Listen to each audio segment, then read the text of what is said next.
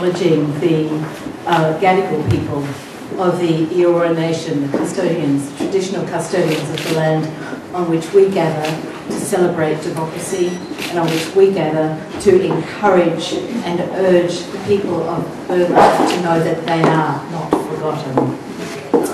Janelle Satham, thank you so much for organising this. It is in itself an act of courage. Guy, thank you for your speech.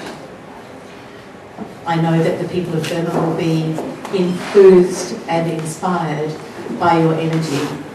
Lucy, where are you? Lucy Hughes Turnbull, lovely to be here with you. And Malcolm, I'd like to acknowledge you, member from Wentworth. Baroness Valerie Amos has already left, but wonderful to have the Undersecretary for the Undersecretary General for the UN Humanitarian Affairs Commission drop in. It's a nice thing.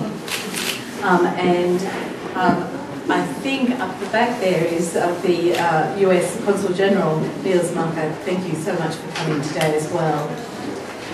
Every day I am grateful that I live in Australia and that we are a democracy. To me, that means that I have the right and the power to choose who governs me. I have the right to vote. As a woman, that right to vote, to choose who governs me, is particularly precious, particularly hard-won. I have the right to vote in a secret ballot, with no one standing over my shoulder, threatening me, or telling me who to choose to govern or to lead me.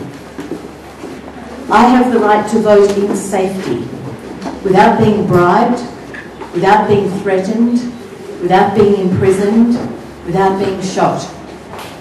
I have the right to vote and to tell no one else how I have voted. Not my parents, not my husband. They'd like to know.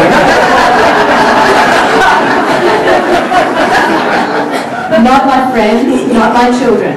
It's no one's business but mine how I responsibly exercise my free choice. I have the right to stand and freely express what I think, to say it, to paint it, to sing it, to write it, to tweet it. I have the right to peacefully assemble with others and protest if I think something should be changed, if I think something should be wrong, without being shot, imprisoned, or threatened, or beaten, or raped, or tortured.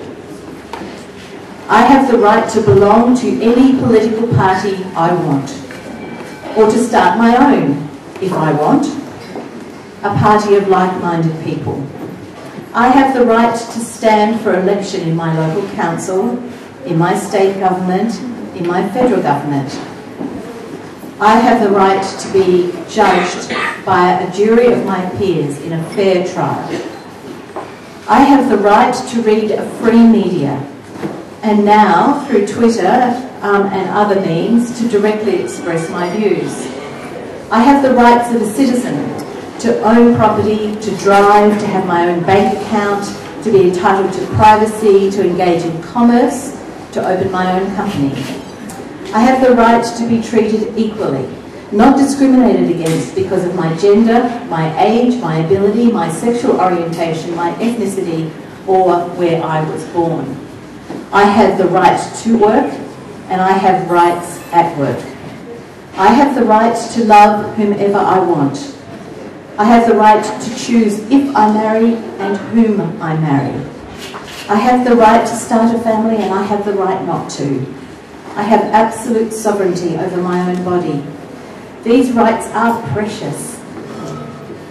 I'm intensely, immensely grateful for them. I will not take them for granted. People fought for these rights. People like my dad. People died for these rights. People like my uncle. I am immensely, permanently indebted and grateful to them. In Burma, these rights do not currently exist. And that is what Aung San Suu Kyi is standing for. She has for years. She stands for these rights peacefully, purposefully, steadfastly. She has for decades. She stands courageously. She will continue to do so. The regime in Burma is starting to listen. We applaud them for that. We encourage them to continue to move. As a free people, we laud Aung San Suu Kyi. We applaud her, we support her, and we are deeply, deeply inspired by her. With all our heart, we hope, expect and believe that her leadership will result in the same freedoms for the Burmese people as we here experience today in Australia. Her witness, her courage also reminds us to be grateful for our freedoms and never ever to take them for granted. Happy birthday, Aung San Suu Kyi.